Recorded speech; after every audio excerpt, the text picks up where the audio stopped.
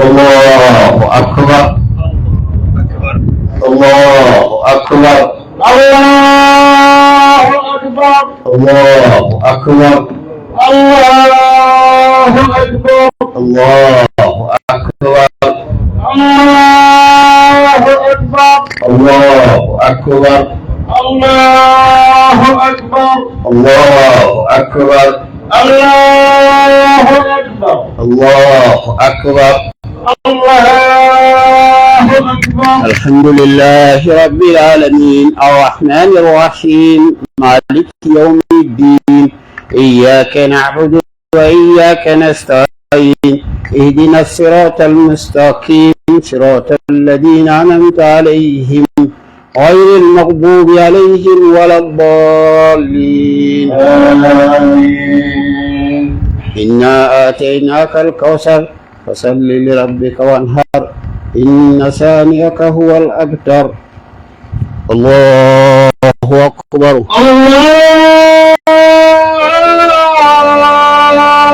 الله أكبر. سمع الله لمن حمده ربنا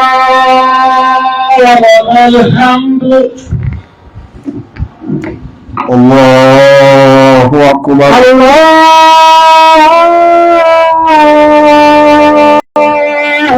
أكبر. الله أكبر الله أكبر. الله أكبر الله أكبر. الله أكبر الله أكبر. الله أكبر الله أكبر. الله أكبر الله أكبر. الله أكبر الله أكبر. الله أكبر الله أكبر. الله أكبر الله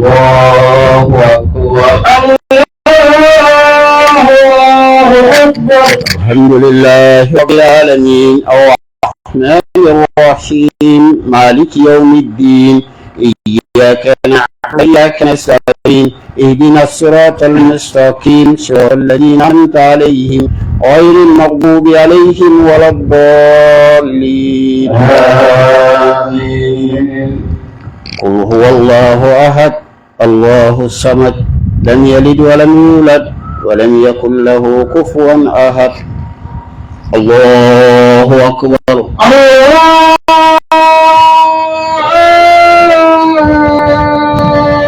أكبر. سمع الله لمن حمده ربنا لك الحمد. الله أكبر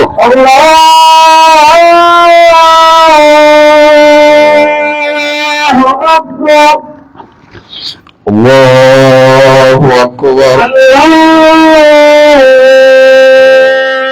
الله أكبر. الله أكبر الله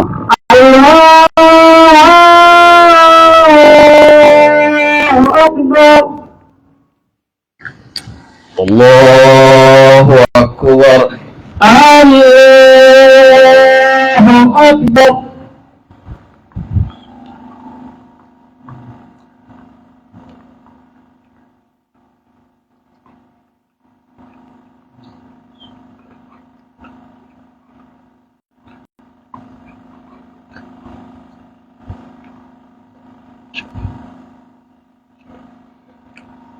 السلام عليكم ورحمة الله. السلام عليكم ورحمة الله. السلام عليكم ورحمة الله. السلام عليكم ورحمة الله.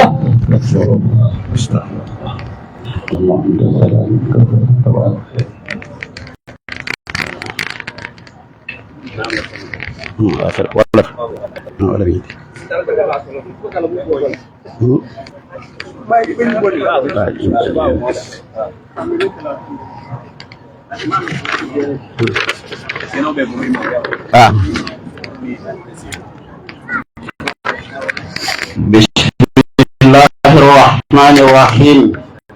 Allahu akbar tis'an wa akbar kabira walhamdulillahi katsira wa subhanallahi wa bihamdihi bukratan wa asila. Allahu akbar, Allahu akbar, la ilaha illallah, Allahu akbar, Allahu akbar wallahil hamd. Amma ba'd, fa ya ayyuhal ikhwatul mu'minun, usikum wa nafsi بتقوى الله عز وجل في السر والعلن كون وفئلا الذي لا يجد أهل من إلا أهلها واشكروه إذ جعل المؤمنين إخوة رحماء فيما بينهم. قال تعالى ولقد وصينا الذين أوتوا الكتاب من قبلكم وإياكم أن اتقوا الله. سورة النساء. وفي هذا اليوم العظيم يتقرب المسلمين إلى ربهم بإخراج زكاة الفطر ساعا مما يأكلونه، أي 4 أمداد من مده صلى الله عليه وسلم، وصلاة عيد الفطر، وكذلك نصلي صلاة العيد الفطر الذي صلينا الآن. قال تعالى فمن تزكى وذكر اسم ربه فصلى. سورة تعالى. وقال صلى الله عليه وسلم فرض رسول الله صلى الله عليه وسلم زكاة الفطر من رمضان صاع وصل إلى آخره. متفق عليه. أيها الناس والمسلمون، لقد ظهر الفساد في البر والبحر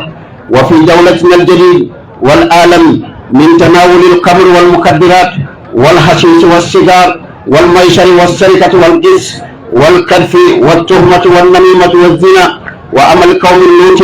وهذا من كبائر الذنوب وحرام في الكتاب والسنة والإجماع باتفاق أهل الكتاب كله سواء كانوا مسلمين ولا يهود. وهذه حلال عندنا اليوم في دولتنا لأجل الديمقراطية والحرية إقام اليهود والنصارى والعياذ بالله المخالف للكتاب والسنة ونهج السلف الصالح. أيها الناس، الحرية الإنسانية الحقيقية هو التمسك بالدين الإسلامي من الكتاب والسنة والإجماع والعمل، وكذلك يجب أن نقوم بالزراعة كما كان الرسول صلى الله عليه وسلم والصحابة والسلف الصالح وآباؤنا وأجدادنا من قبل كانوا يعملون بأنفسهم، فلذلك كان لهم قول. طيب سينا قرنتو من صلى من على تشوبين بابين من لكلا على كان أتوني ولو بين فوسيلا ناتون كسلا على لا كل من بنك أكون كما كانوا كمين فو بارول كمين من يالوكو مباشر كان جندم ببلا دنيا كنا nila dañ war a ragal yàlla ci suñ jëf yi su ñëw na wala ci kanam nit yi di nga wax lu la jëf yëpp dafa war a dëppoo ak wax yàlla Muhammad sallallahu alayhi wasallam wax yàlla bu ana ya wakola akon si ala tentu ala min jarta ka tentu te mo ñor mi yàlla ko ay bu ñaani horomo kip landin tema kanyo buña kanyo horoma ka hina ñe wala muslimoti wala na ala ya fal qur'an ko nako na wo sheki ali pour ali silante ala atol moni be yalon ko muslimol amin mantol min yalon ko tambita bi li wala bebe sutiya kan alakan ka jagado fitro bondi wala mudo namin bondi ten e ka bondi pour ka sutiya alama wala muhammad sallallahu alaihi wasallam ala bulinya sinya nani na faga wala saati amin fele be salkan ido fitirola niyanko dole kalten wode musulmi wallati wala muhammad sallallahu alaihi wasallam bilalo ala yadul muslimuka akomo alako wolele den kanita mi yalo ko ala ko di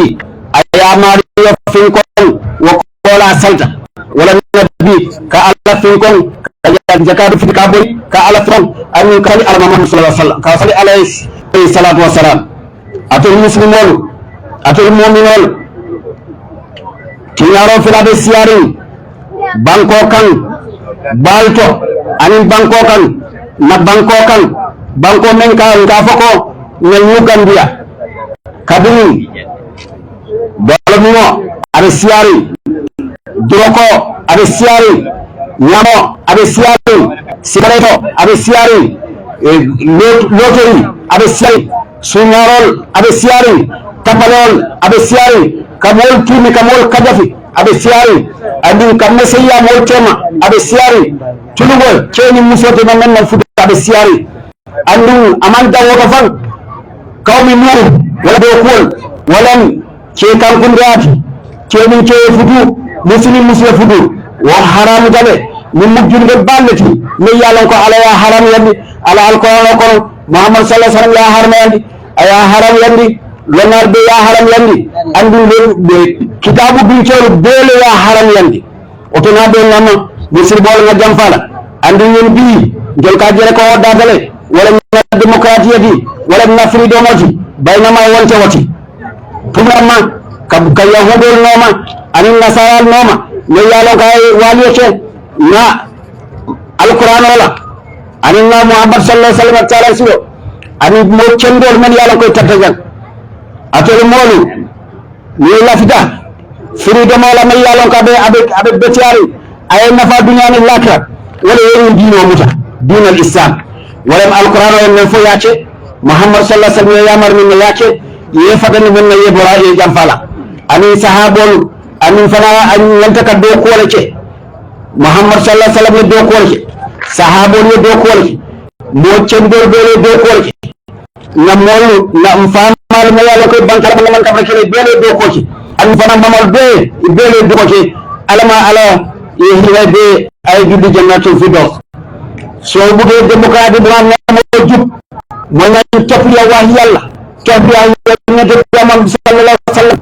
ko be loolu mooy roy kay loolu mooy na am suñu bopp loolu mooy ñu jullit la ñu waaye suñu bàyyi loolu rek dañuy rek wa astaghfirullah li wa lakum wa li saa'iril muslimin min kulli dhanbin fastaghfiruhu innahu huwal ghafurur rahim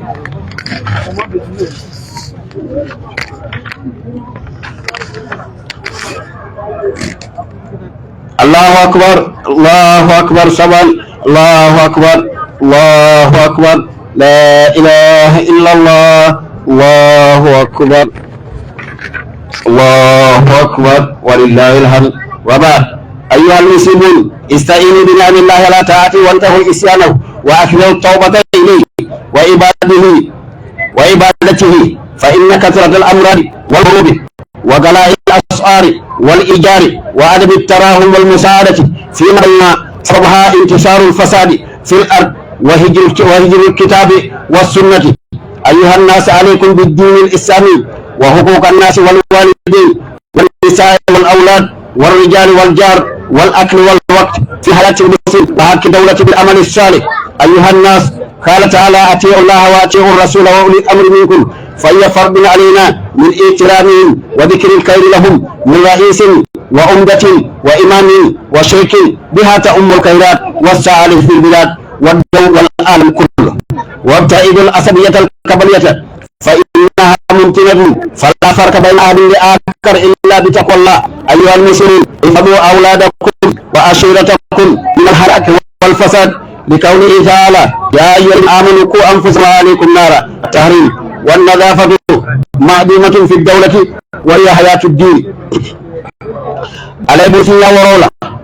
من سوى من سنة من كألت كنتوباي أتو المسلمون أريد مؤمنين على بلو كابت أني عليا كاسوكي نني أوتي ندم يسيد ندم كجام نني باي ويدي يلا أدينا توبو سياندي ni ala tema ani na badi wal tema man batul tub digante ñu ak yalla digante ñu ak dekanderi digante ñu ak jam kuran jamal jagal celol be ceri bagasol be serri wasol be serri adu molu manno imam barafagne imam hinane ibu kanyo ma koy fo mo dantal ako ni be banko kan fenne de ni yalla ko ala soko wala war andu moli ya ko to kom ya muhammad sallallahu alaihi wasallam to kom ni wacce dal won hinoni barafa bu kataram wotem febari dafa bari xeex yi dafa bëri bagage yi mu ngi seer bés bu ne luwaas yi mu ngi seer nit yi du yërmande am suñu diggante nga ñu niw di balante di fa ñëw si société loolu yëpp lu tax dañu bàyyi alquran gannaaw ñu bàyyi wax yonent bi gannaaw ato moolu al diino muta men mu diini ande hakolo men ɓe min mool tema nga kanke min na wululalo tema min na musolu tema min na awdindigol tema min na cewol tema min na siñol tema andum fana min hakkilo tema andum fana na haya roto mo salon ko abbe mo hakolleti min banko tema inila office tema inila department tema wo be mo hakolti eta men kam wayido côté kane jamfa nañu sam akay nekk suñu digante ak bépp julit ak bépp liggéey kaay ak bépp lu ñoo liggéey nañu sam atel mol alako alse aratul ala ali muhammad sallallahu alaihi wasallam ali ngala noma ali muhammad sallallahu alaihi wasallam anin molo li ala ko binato kabo do so mo fardel tin kulna ke bunya ka kayro fayto ke buna ka kayro fo molu man yalon ko alay santu nyatu kabo banko nyaton ko kabo alkalolto kabo almamolto kabo musol kabo dindimolto ni wota la borom kayro ka jile alma alay be manta ben kayro ji banko kan man top wax yalla ñu topp waa yonent bi Muhammad sallallahu alayhi wasallam ak ñoo xam ne yàlla moo leen fal ñu nekk suñu jiit nañ lay jokkeel nañ wax bu baax si moom nañ wax bu baax si moom commencé mooy ku mujj si dëkk bi kuma subhanallah ako ali janfa fadam fansola wo mu kun ñawndi mbalati hadama di tema fadare te mana man jeka sila alati o tona jam fala yem gili ji yem bokay balen hegelante wane ki mo jën kale mo jën kale suma kadle bi mo jën kadle kale ñen ko bayyi wonu ñaawla ci islam nañ ko bayyi nañ ragal yalla atel muslimol ala la dinni wal kante alla mala fe mala lay kante ikana tina banko be jabbe banko kan na mansa makoy na police makoy na security makoy na dinni wal kante ite la dindi awate bukata damen kana son dinni wakata je na dinni wal kante ni la ba filter kan ni le ban ni na dinni wal filter sam bukan ni wala kan jakal sinari sinrere dan de dem ni ut ni am falam ni way sinlen gisu sigudi ken amo ci soxla do na wax ala ko atol mol atol me yalo kan limanat ala lu fantak an aliyel makabba gonin dinno halak sa dum balam makan wala dina dok ma be sial wala ni ñamatol be sial bolu man la dibar kan ni wacce la dolom ala banko be norim bak seniya bunda askanare iye bidan ani molu banko be norim inna ad-dinu an-nazafa sekce bol bidan seksur bidan seksanal bidan sek barol be bidan kam en fose kamarol be daramol be kam men yalla ad-dinu an-nazafa dino mu seniyale seniyale sabatu dula ila bula ila silo ila gadnaw adde non wara na hasal be sia ni mo ya fasar ñaw ñaan ñi ndol ka fele ala ko ci la ko sallo na kungo ala ko ci la na kungo ala ko ci la ni ci bo be dol iben no mala wodo yento ni na fa nga fa ke Muhammad sallallahu alaihi wasallam ko ci am ni na fa fa nga fa ala ko te pour ça ma sinni ala ñi nga na fa wegla ni ñi nga ma fa nga fa Muhammad sallallahu alaihi wasallam ni ma ke nga fa la sahaba la wana nati oto nan na banko senyen ñinte démocratie sasa tol be siari kurang la sifa be sial digo na be na wala man tra sial